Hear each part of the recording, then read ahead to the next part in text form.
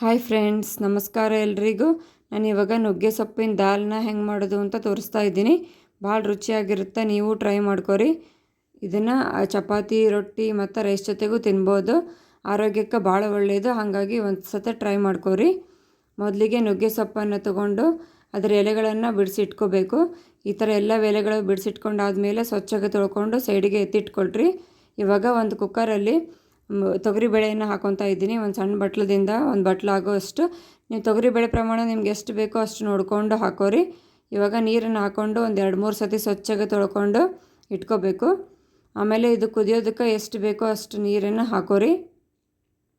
1 table spoon ಆಗೋಷ್ಟು ಎಣ್ಣೆಯನ್ನು ಹಾಕೊತಾ ಇದ್ದೀನಿ, ಸಾಫ್ಟಾಗಿ ಕುದಿಲಿ ಅಂತಂದು ಹೇಳಿ. ಇಲ್ಲ ಸ್ಕಿಪ್ಪು ಕೂಡ ಮಾಡ್ಕೋಬೋದು. ಮೇಲೆ ಕುಕ್ಕರ್ನ ಮುಚ್ಚಳವನ್ನು ಮುಚ್ಚಿ 3 ವಿಜಿಲ್ನ ಕೂಗಿಸ್ಕೊಂಡು ಸೈಡಿಗೆ ಎತ್ತಿಟ್ಕೊಳ್ರಿ. ಇವಾಗ ಒಂದು ಬಾಣಲಿಯಲ್ಲಿ 3 ಟೇಬಲ್ ಸ್ಪೂನ್ ಆಗುವಷ್ಟು ಎಣ್ಣೆಯನ್ನು ಹಾಕ್ಕೊಂಡು ಅದಕ್ಕೆ ಸಾಸಿವೆ, 1/2 ಟೇಬಲ್ ಸ್ಪೂನ್ ಆಗುವಷ್ಟು ಸಾಸಿವೆ, 1/2 ಟೇಬಲ್ ಸ್ಪೂನ್ ಆಗುವಷ್ಟು ಜೀರಿಗೆಯನ್ನು ಹಾಕ್ಕೊಂಡು ಸಾಸಿವೆ ಜೀರಿಗೆ ಎಲ್ಲ ಚಿಟಪಟ ಅಂತ ಸಿಡಿದಾದ್ಮೇಲೆ ಇದಕ್ಕೆ ಜಜ್ಜಿಟ್ಕೊಂಡಿರುವಂತಹ ಒಂದು 8-10 ಬೆಳ್ಳುಳ್ಳಿ ಹೆಸರುಗಳನ್ನು ಹಾಕ್ಕೊತಾ ಇದ್ದೀನಿ. ಆಮೇಲೆ 2 ಒಣಮೆಣಸಿಕಾಯಿಗಳನ್ನು ಹಾಕ್ಕೊಂಡು ಫ್ರೈ ಮಾಡ್ಕೊತಾ ಇದ್ದೀನಿ. ಒಂದು ಸ್ವಲ್ಪ ಕರಿಬೇವಿನ ಸೊಪ್ಪನ್ನು ಹಾಕ್ಕೊಂಡು ಫ್ರೈ ಮಾಡ್ಕೊರಿ. ಒಂದು 2-3 ಸತ ಈ ಥರ ಕೈಯಾಡಿಸ್ಕೊಂಡಾದ್ಮೇಲೆ ಇದಕ್ಕೆ ಸಣ್ಣದಾಗಿ ಕಟ್ ಮಾಡಿ ಇಟ್ಕೊಂಡಿರುವಂತಹ 1 ಉಳ್ಳಾಗಡ್ಡಿಯನ್ನು ಹಾಕಿ ಫ್ರೈ ಮಾಡ್ಕೊತಾ ಇದ್ದೀನಿ. ನಾವೊಂದು ಮೀಡಿಯಮ್ ಸೈಜ್ ಆಗೋಷ್ಟು ಈರುಳ್ಳಿಯನ್ನು ತೊಗೊಂಡು ಫ್ರೈ ಮಾಡ್ಕೊಂಡಿನಿ. ಇದೆಲ್ಲ ಮೆತ್ತಗಾಗೋವರೆಗೂ ಫ್ರೈ ಮಾಡ್ಕೋಬೇಕು. ಎಲ್ಲ ಮೆತ್ತಗಾಗಿದೆ ಅಂದ ಮೇಲೆ ಇದಕ್ಕೆ 2 ಟೊಮೆಟೊವನ್ನು ಸಣ್ಣದಾಗಿ ಕಟ್ ಮಾಡಿ ಹಾಕಿ ಫ್ರೈ ಮಾಡ್ಕೊತಾ ಇದ್ದೀನಿ. ಟೊಮೆಟೊನೂ ಸಹ ಮೆತ್ತಗಾಗಬೇಕು, ಅಲ್ಲಿವರೆಗೂ ಫ್ರೈ ಮಾಡ್ಕೊರಿ.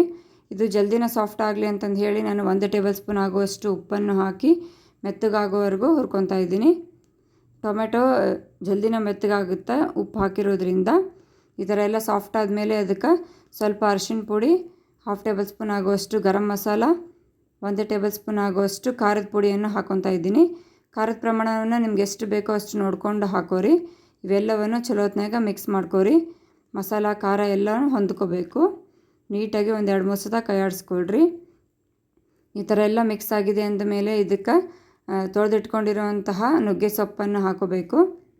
ನುಗ್ಗೆ ಸೊಪ್ಪನ್ನು ನಿಯಮಿತವಾಗಿ ಸೇವನೆ ಮಾಡೋದ್ರಿಂದ ಆರೋಗ್ಯಕ್ಕೆ ಭಾಳ ಒಳ್ಳೆಯದು. ಮಾಡ್ಕೊಂಡು ತಿನ್ನಿರಿ. ನುಗ್ಗೆ ಸೊಪ್ಪನ್ನು ಚಲೋ ಹೊತ್ನಾಗ ಫ್ರೈ ಮಾಡ್ಕೋಬೇಕು. 1-2 ನಿಮಿಷ ಬೇಕಾಗುತ್ತೆ. ಇದೆಲ್ಲ ಕಂಪ್ಲೀಟ್ಲಿ ಮೆತ್ತಗಾಗಿದೆ ಅಂದಮೇಲೆ ಇದಕ್ಕೆ ಮ್ಯಾಶ್ ಮಾಡಿ ಇಟ್ಕೊಂಡಿರುವಂತಹ ಬೇಳೆಯನ್ನು ಹಾಕ್ಕೊತಾ ಇದ್ದೀನಿ. ನಾನು ಕಂಪ್ಲೀಟಾಗಿ ಮ್ಯಾಶ್ ಮಾಡ್ಕೊಂಡೀನಿ. ಸಾಂಬಾರು ಕಮ್ಮ ಪಲ್ಯ ಆಗಲಿ, 2 ಟೈಪ್ ಆಗಲಿ ಅಂತಂದು ಹೇಳಿ. ನಿಮ್ಗೆ ಓನ್ಲಿ ಪಲ್ಯ ಥರ ಬೇಕು ಅಂದ್ಕೊಂಡ್ರೆ ಬೇಳೆಯನ್ನು ಸ್ವಲ್ಪ ಕುದಿಸ್ಕೊಳ್ರಿ. ನಾನಿಲ್ಲಿ 2ಕ್ಕೂ ಬರಲಿ ಅಂತ ಈ ಥರ ಮಾಡಿಕೊಂಡು ಮಿಕ್ಸ್ ಮಾಡ್ಕೊತಾ ಇದ್ದೀನಿ.